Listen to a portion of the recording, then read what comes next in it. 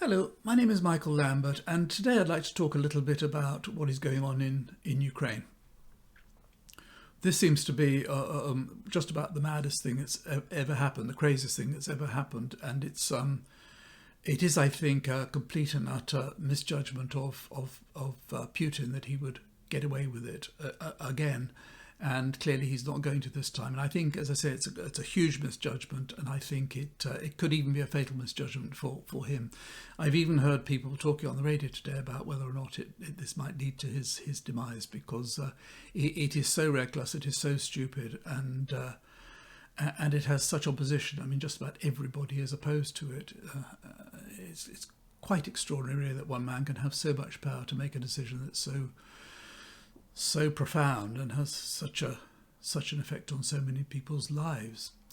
And you can't help but think for the poor people in Ukraine. I mean, what have they done wrong? They're innocent. They're going about their daily lives, and suddenly they've got this massive force moving in and bombing them and killing them and injuring them and all the rest of it. And it just is so morally repugnant. It's so awful. And it seems, I mean, a lot of people seem to think that he's going to get away with it, that it'll take him a couple of weeks to take over, to replace the government with a puppet government, and that from then on Ukraine, or at least half of Ukraine, will be under Russian control. Maybe it will, maybe it won't. Let's hope it won't. But in the meantime, the result of this madness, this insanity, is that it will do nothing but harm to Russia. I mean, it's going to severely damage their economy. There's so many sanctions being imposed to stop exports and imports with Russia. And above all, of course, there's the oil and the gas. Now, as we all know, much of Europe depends upon Russian oil and gas. But you can bet one thing, and that is that they are all absolutely resolved and determined to wean themselves off Russian oil and gas and to replace it with alternative supplies or supplies from elsewhere. That you can be absolutely certain, because no country is going to be in hock to a country that is run by a crazy man. And so sooner or later, in due course, I mean, he's going to lose huge sales of oil and gas to Europe. I know he's got his new best friend, Xi Jinping, and it looks as though when he went to the Olympics in China, he probably did some sort of deal whereby China would buy oil and gas, and no doubt they will. But I think anyone who's ever been in business and had one big dominant customer knows that you're in the hands of the customer. And when your customer is China, very, very, very rich, powerful country, they're not going to have much truck with the likes of Putin. I mean, they'll pay him what they want to pay him, and it'll be a take it or leave it. And so I think that in itself is a huge, huge risk, and will lead to a lot of tears later on down the way. In addition, of course, he particularly wanted to. One of his bugs was the fact that there were too many NATO forces too near to his borders and so on. And of course, what has happened as a result of this invasion is that more and more NATO troops have been stationed all along the border with Russia, and those reinforcements will remain, because there's always a fear that this crazy man will have a stab at somewhere else. Although hopefully the disaster of the Ukrainian invasion will put him off, perhaps. And then there are all the smaller things which affect the general public, things like the F1 being cancelled, things like the football final being cancelled, and not being able to take part in Eurovision. It may sound trivial, but these things do matter to people. And I think when people feel that their whole country is kind of a pariah, it's not a good feeling. It's not good for morale. And I don't think Putin has any public support. He doesn't seem to have prepared the public for this invasion. And I think I was very encouraged, I'm sure most people were, by seeing the demonstrations the day of the invasion, on Thursday. All those people turning out apparently in 40 different cities in Russia, including St. Petersburg and Moscow. All those people turning out demonstrating was a terrific sign, I thought, because it did at least show how people felt. Now they crushed it all, of course, and they arrested 2,000 people who will now go away with criminal records and so on, and they will crush further demonstrations, no doubt.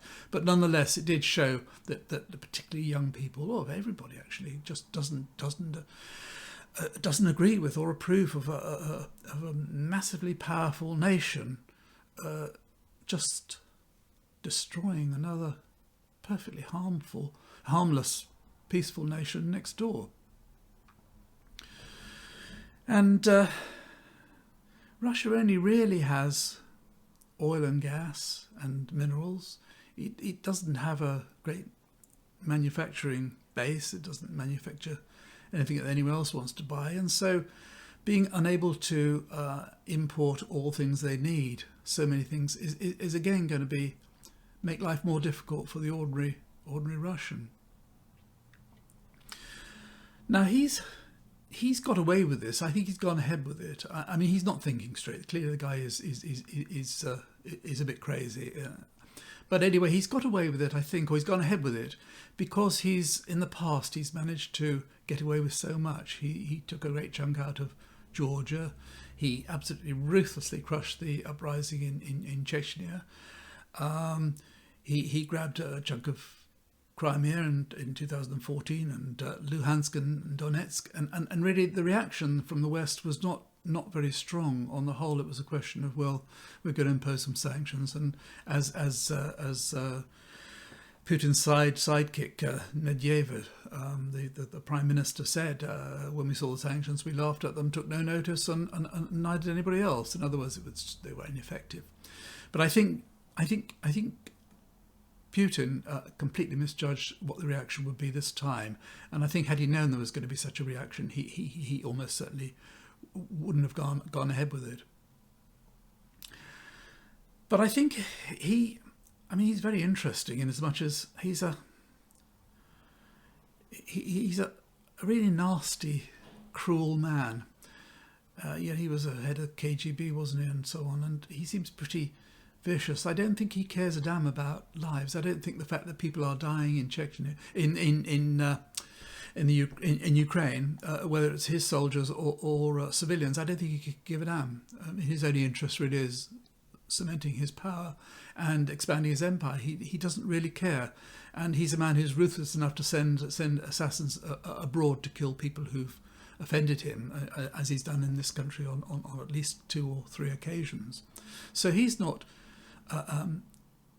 concerned about anybody else, really. And I think the other thing about him to consider about him is that he's been the supreme ruler of Russia for 22 years. And if you think during that 22 years he's had total control, more and more so recently, but there's no one to challenge him. There's no one else. You don't see him giving conferences with all his ministers around him. It's always him. Everything is centred on him, and I think he's surrounded by people who are terrified of him. He has such power. All these oligarchs, they're all there at his pleasure, and he can get rid of them. He can confiscate all their assets if he wants to. He's got such immense power and a great deal of wealth, and he lives a life of great wealth. He'll always eat the best food, and he'll live in the best palaces and be driven around in the best cars and best planes and so on. He can have anything he likes. The only thing he doesn't have, which he really wants, of course, is the respect and approval of the West, and that's something he's obviously never going to have. But I think when you live in those sort of circumstances where you're surrounded by nothing but yes men, and when everything you say, people are going to say yes, yes, yes, yes, Mr. President, your judgment is liable to get out of check, and eventually you're going to go bonkers, which is clearly what's happening to him. And I think we've seen signs over the last few weeks of this mental instability. You remember when Macron went to Moscow and he made him sit at the end of that 19-foot table. I mean, it was absolutely ridiculous. What was the point? Was he trying to say, I don't want to be close to you? Was it symbolic? I don't know. By that time, he'd already decided to invade Ukraine anyway. And the same when Schultz went to Moscow, and then you saw that ridiculous scene where he's in a little desk at the end of this enormous room, and then a football field away down the bottom there's a semicircle of his ministers, his government, sat with their masks on and all with their best bibs and tuckers on and shiny shoes, and they're all waiting for him to ramble on and so on. And the whole setup is kind of, there's the boss and there's everybody else. And worst of all, of course, was when he had his security people. I think it was last week, wasn't it? And one after another, they had to get up again. Right down the other end of the room, they had to get up one after another and say what a wonderful man he was and what a wonderful idea it was to invade Ukraine and so on. And you think this guy's, this is all set up. Set up to give an impression, and the impression to give it is that he's the man. He is the man that makes all decisions. He is the absolute ultimate power in Russia. And further signs of him being a bit bonkers were all that when he gave that rambling speech about the history of Russia and so on, and how because of what happened hundreds of years ago, strictly speaking, Ukraine was part of Russia and belonged to Russia and so on. And the most outrageous thing of all was when he said that the reason for invading Ukraine was to stop the genocide and to denazify it. And there is and never has been any sign of any genocide in Ukraine. It was just absurd. And as regards denazifying, the idea that a country with a president who's Jewish, who should be Nazi, is just laughable. As I say, I think it just shows this guy is a bit crazy. And I think the worrying thing is that if it does seem he's losing the battle for Ukraine, he's got an awful lot of very much more powerful weapons he could draw upon, and that is very worrying, because he is ruthless. As I said before, remember what he did in Chechnya. He absolutely flattened Grozny, and I don't think he'd hesitate to do it again.